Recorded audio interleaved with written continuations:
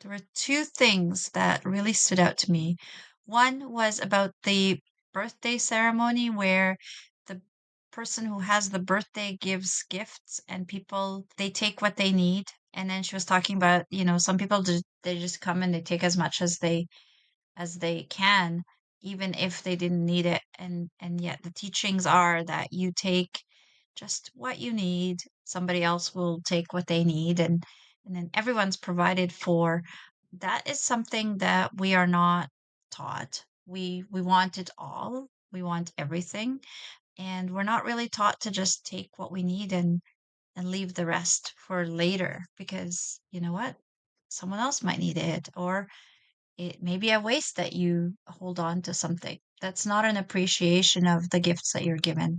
That was a really important piece for me because that's how I grew up. Um, Hmm. the other piece that I laughed when I was listening to it, but it's very serious, and it is giving thanks for things.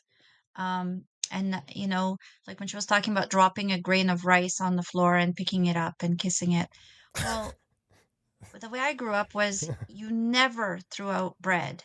You always, tried to use up as much of it as you could.